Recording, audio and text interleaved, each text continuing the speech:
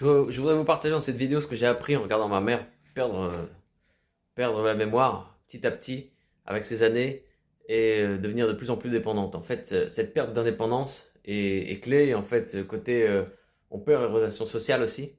On perd de la mémoire, on perd du vocabulaire. Ça commence par le vocabulaire. Ça commence par un changement d'identité, un changement dans le caractère. On pense que c'est une dépression à la base. On pensait que c'était une grosse dépression après la perte d'un être proche, de son père. Et au final, on a compris que c'était plus qu'une dépression. Ça se voit difficilement au départ. C'est difficile à diagnostiquer. C'est difficile de diagnostiquer en disant, par exemple, en posant une feuille en disant, voilà, fais le test de l'horloge. Le test de l'horloge, c'est un classique pour comprendre. Parce que tout de suite, ça montre qu'on a des doutes sur ses capacités. Et encore, elle est encore lucide. Et toutes ces choses-là, c'est compliqué à prendre en compte. Et ce que j'ai compris, c'est qu'en fait, il faut vivre le présent, faut vivre. Tout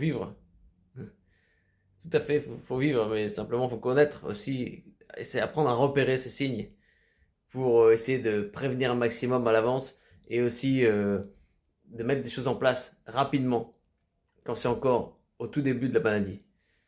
Parce que la démence, voilà, le cerveau vieillit et c'est pas parce que on a 80 ans ou 50 ans qu'on a un cerveau qui doit être vraiment beaucoup plus vieux. On peut garder un cerveau en forme, mais simplement, il faut le préserver. Et ça, j'ai appris avec tout ça, avec toutes ces expériences, j'ai appris à le préserver. Et je veux partager tout ça.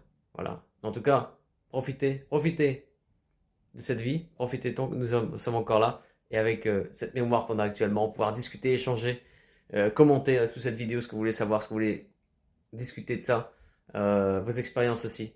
Voilà, c'est essentiel de discuter de tout ceci. Parce que souvent, on est dans un cercle où on est peu, et les proches commencent à...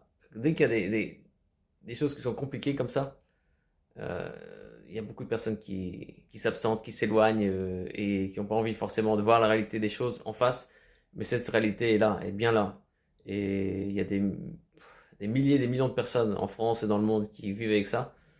Donc il faut savoir gérer ça et, et apprendre et échanger. Voilà, à très bientôt.